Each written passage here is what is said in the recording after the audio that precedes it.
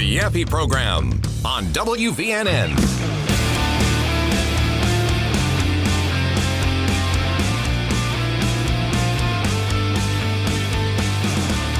All right, we're back on the Yaffee program, News Talk 770 AM, 92.5 FM, WVNN. Appreciate you joining the show. If you miss any of the show live, the podcast will be up on the website at WVNN.com or anywhere you get your podcasts. So, I was looking at this. We're trying to get in touch with the legendary Will Hampson. Not sure why he's not answering. Have to give him a hard time about that later. But if we get in touch with him, we'll talk to him. I told you earlier this week about my little bit of a spat, a little bit of a fight with the Freedom from Religion Foundation. And how they said I was confused because I was mixing up what a private organization could do, the Major League Baseball with pride stuff, and what a publicly funded university could do, having practice jerseys that say Jesus won for Auburn players.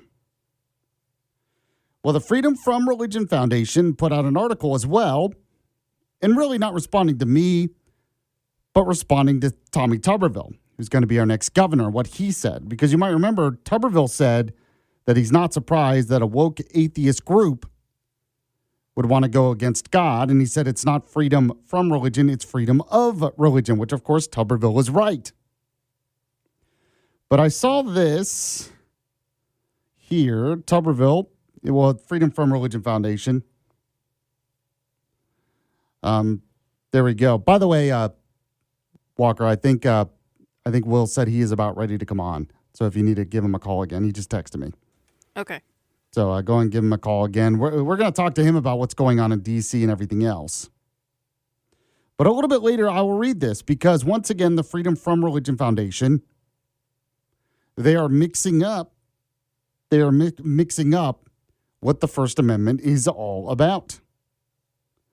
They want to say that the First Amendment really is just about a total separation of church and a separation of church and state. But what they mean is a total separation of any religious practice at all in public and what's allowed here.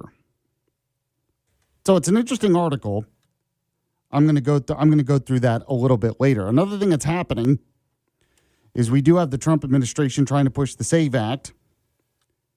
As I've said before, this is all great. I agree with Trump on that. I still don't think we have the votes to do it. But I do think that eventually, at some point, they should at least bring it to the floor, right? The Senate should at least bring it to the floor. We have and Will. John Thune should come on. So let's talk about this and more. The legendary Will Hampson, the official D.C. insider of the show, is joining me right now. Will, how are you today, sir? Yaffee, doing great. Glad to be with you. So, yeah, I do want to talk to you real quick. We had the fight between President Trump and some Senate Republicans. It really started when a couple of Senate Republicans voted for this war powers resolution to say Trump should end the war or whatever. It's not binding or anything. Doesn't really prevent Trump from doing anything, more symbolic. But, of course, Trump doesn't like it. It makes him look bad. It hurts negotiations. So the next day, Trump says, look, I am not going to sign this housing bill, which got bipartisan support. He's not going to sign that until they pass the SAVE Act. And then he goes to Capitol Hill, talks with some of the senators there, got into a heated discussion with Bill Cassidy. But I'm not sure anything has actually changed as of yet. So what is the latest on this, and what do you think about this? Well, look, Yaffee, I think the dynamics are obvious, right? The president is well aware that he's going to have to fight Democrats. He's well aware that Democrats hate Donald Trump with a visceral passion. Trump derangement syndrome is real. He's well aware of that. What I don't think he's super well aware of, he is now, obviously, and I say that somewhat facetiously, is just how much he's going to have to fight Republicans. We saw it in his first term. We saw that Republicans like Paul Ryan, Mitch McConnell, really fought the president's ability to get anything done, particularly in his first 2 years, right? And now the dynamics are very similar. The president understands that it is not a given, and in fact, it's fairly unlikely that come next year he controls the House, the Senate, and the White House like he does right now. he wants to get things done. And not only does he want to get things done, Yaffee, the really important thing to keep in mind here, what does he want to get done? First of all, he wants to get us out of this war, which is a pretty appropriate thing.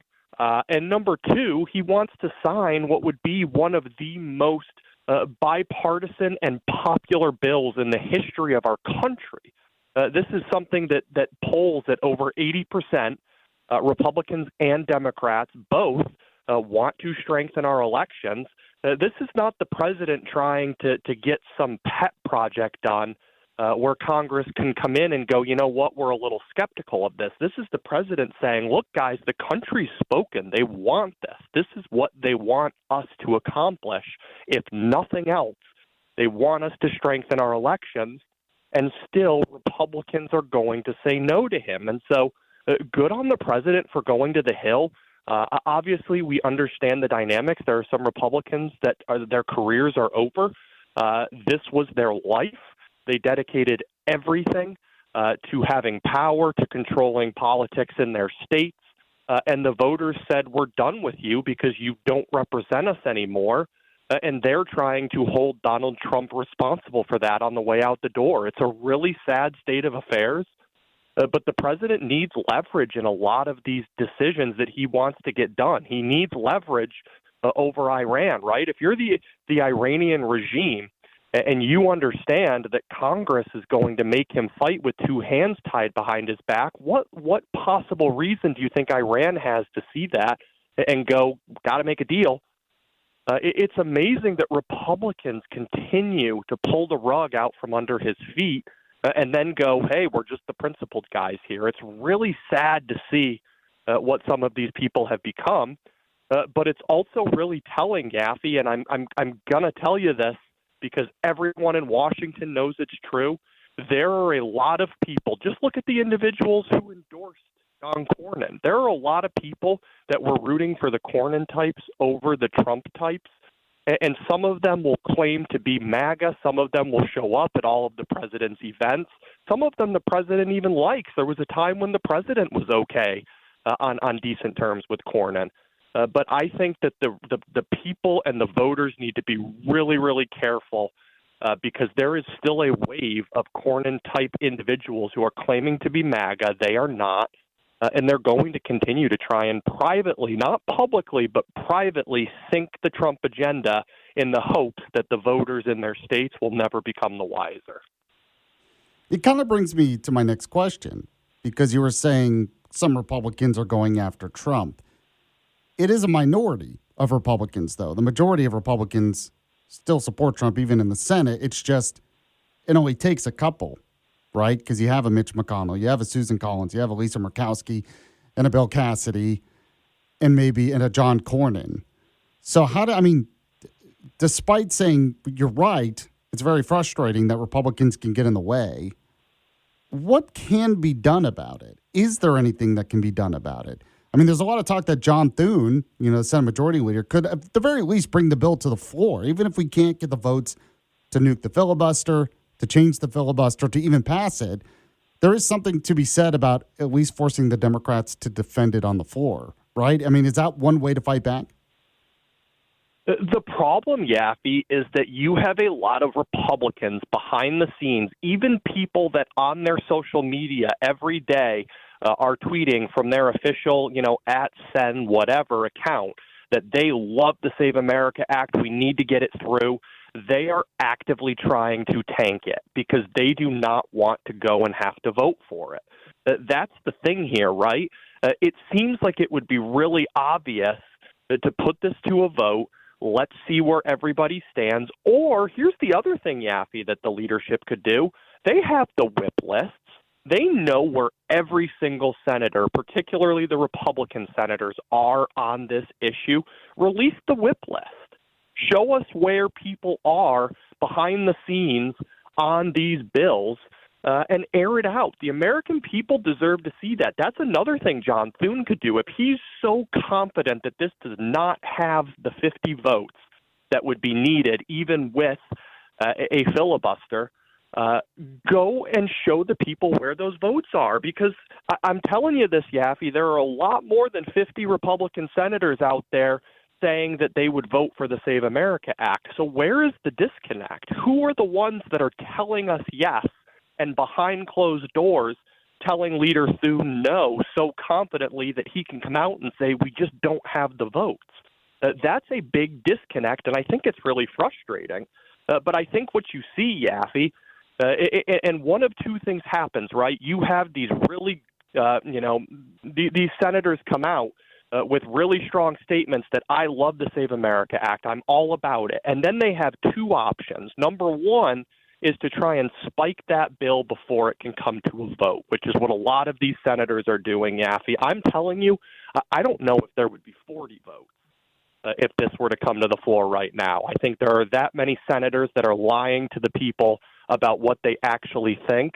But the second option, and this is what you see a lot, right, and we actually just saw it with the housing bill, is that you take a somewhat good piece of legislation, they go through what they call a vote-a-rama, where everyone gets to introduce amendments, they make the bill as liberal as possible through amendments, and then they vote for it and tell you that this was a really great bill, same as it was when we started. Well, no.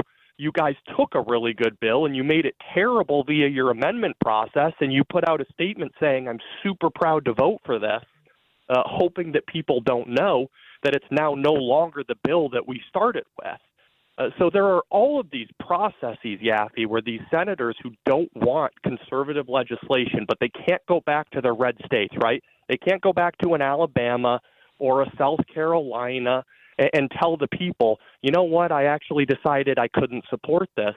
So they're maneuvering behind the scenes to try and kill these bills or make them more liberal, make them more palpable.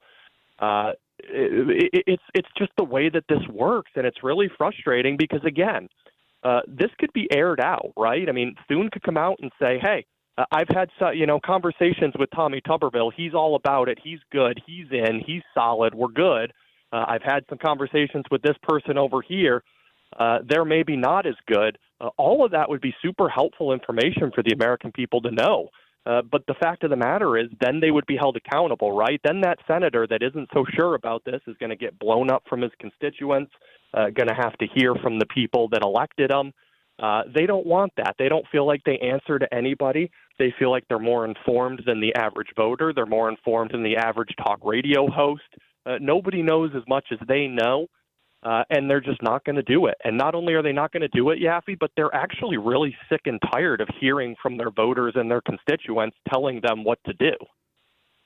You know, it's interesting you bring that up about the housing bill and the amendments, because you're right. That was one reason Congressman Barry Moore voted against it, because he had said Maxine Waters was someone in the House that had put some amendments into it, kind of ruined the bill. He was also on Trump's side about the SAVE Act and everything else, but that was another thing. So it's a good point you bring up about how that can ruin a bill. Will, can you stay with me for one more segment? Because I did want to ask you about sort of the division in the Democrat Party when it comes to the socialists winning in places like New York. Can you stay with me? Absolutely. Let's do it. All right, so we'll get to that in a moment. We'll also get to some of your text messages as well on the Yaffee text line, 866-494-9866, 866-494-WVNN. We'll be back in a sec here on the Yaffee program. It's the Yaffee program on WVNN.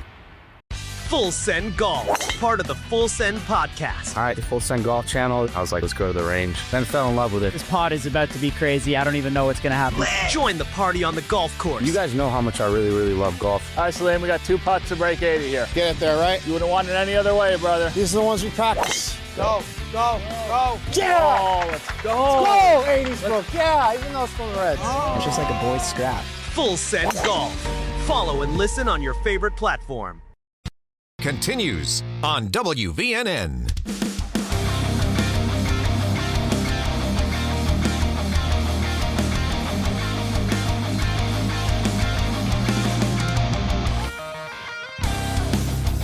We're back on the Yaffee program. This is News Talk 770 AM, 92.5 FM, WVNN.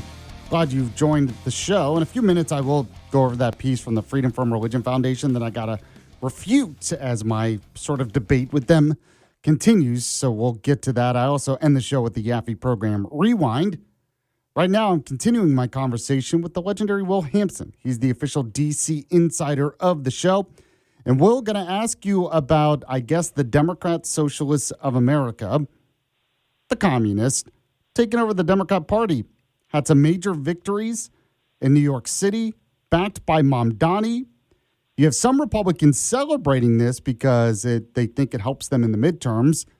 But you have some kind of worried about this. I mean, you don't want this kind of infiltration in American politics.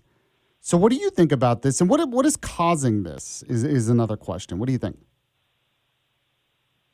Yaffee, I think the really interesting thing here, and the reason people don't understand why Mamdani and Trump seemingly get along fairly well, they both identify a lot of the same problems, right? They see a system that isn't working for people. Prices are too high. It's impossible to own a home. All of these things that are really important issues to people. And if you want to know why Mamdani is so popular on the left, it's the same reason that Trump is so popular on the right. He identifies and sees issues that everyday Americans are struggling with, that the average rank and file type of member of Congress or people who have been in power in these parties for so long, they've largely ignored these issues. And so, again, they have wildly differing views, of course, on how to solve those problems.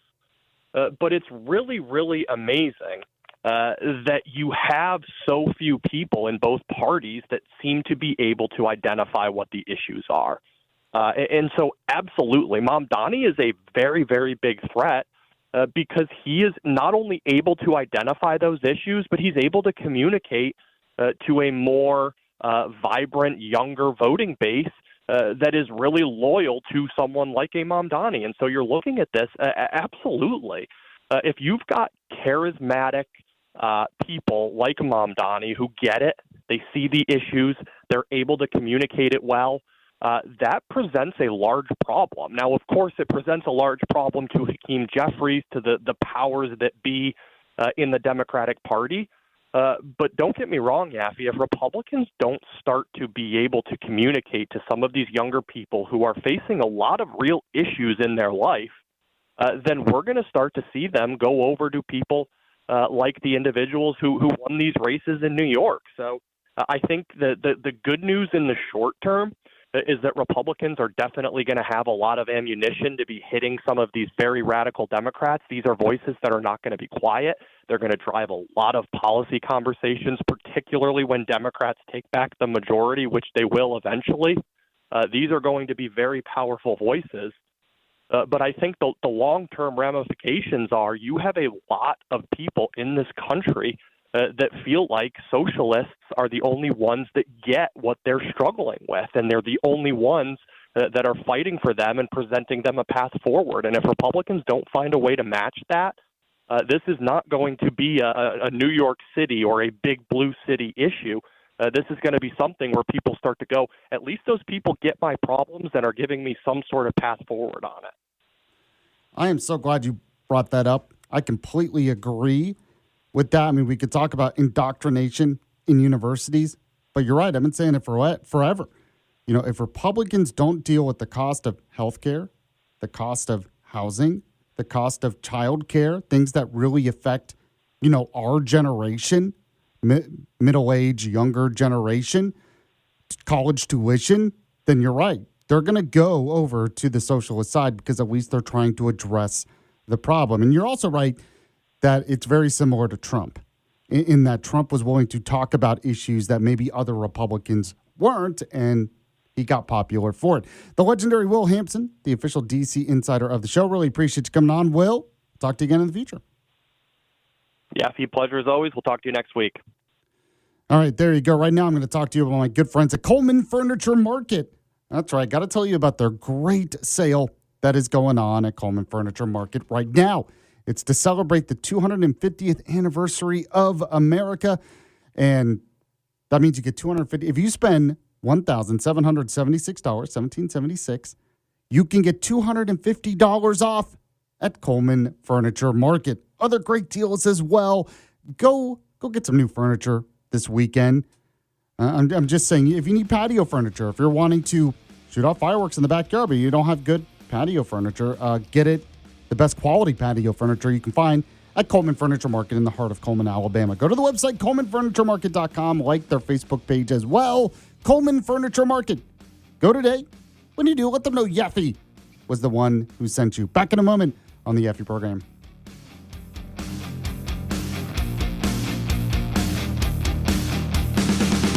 You're listening to Yaffee on WVNN.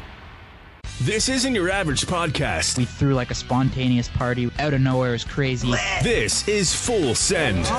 Drake weekend in Toronto. That's like, imagine telling me that like 10 years ago. That's yo, you're going to rip with Drake for his album launch release party in Toronto. Like, I'm not passing that up for anything. Join the party. She went to Met Gala. He went to the game. What is the Met Gala? Ridiculous. I think it's an excuse to dress up like an idiot and go to a ball.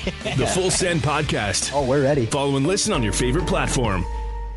Hey there, I'm Paula Pan. I help people make the smartest money decisions possible. If you don't control your money, it controls you. Yeah, you're not in control of your finances and you have to look outside of yourself to live the life that you want. You're not in control. You're like, what is it that you actually want? Money should follow the dreams and goals, because sometimes we make the dream and goal the money and you've overworked yourself and you've exceeded what you've needed for the actual thing you want. Sometimes we forget, like, what's the actual thing you want? Afford anything. Follow and listen on your favorite platform.